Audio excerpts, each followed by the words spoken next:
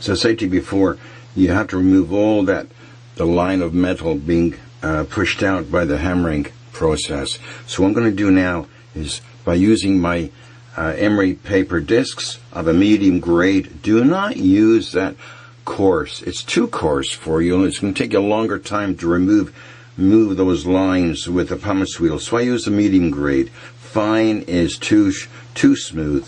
So what I'm going to do now is just go over the whole ring itself. I might have done this previously in another video, but I just wanted to go over it again with you. Here is an interesting part. You've got a very small contact area.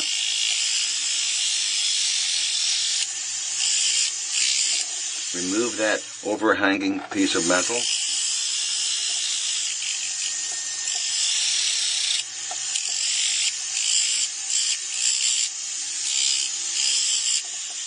I won't go into this too much right now, but I want to show you what I will be doing with my flat-faced pumice wheel, with my quick release handle. Don't have to use a screw on it.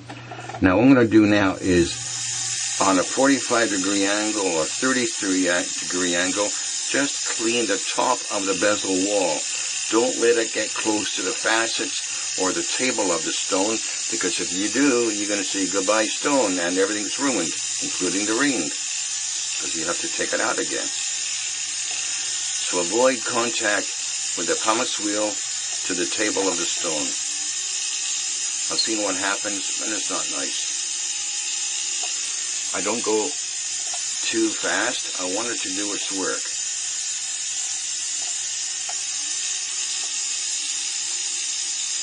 If I did the bright cutting afterwards, I would have a very thin area to work with. So I'm going to do I did the bright cutting first, then I'll do the cleaning with the pumice wheel. You don't have to dig into the metal, just clean it up from the hammering.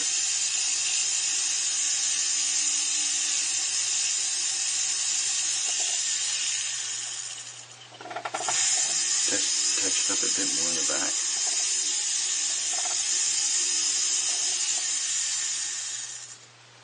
Is that nice? Is that sweet? That bright cutting is going to be absolutely nice when it's rouged and triplayed.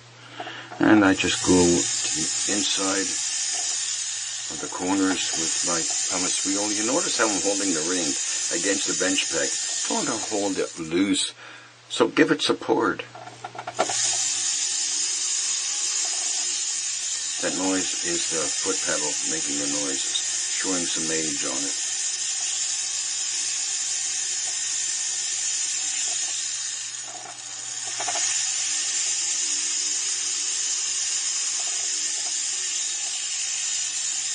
I just touch up where the hammering might have caused some problems, clean it up.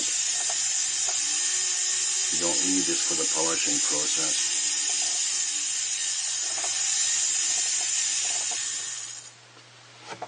It looks pretty darn good. It's nice, clean. The width of the bezel wall is uniform all the way around. You got a nice bright cut. You got no lines or defects in the casting on the shank. This is going to be a repeat of one of the videos on this bezel setting process. But my main concern is to show you how it's cut. Gently, all the way around.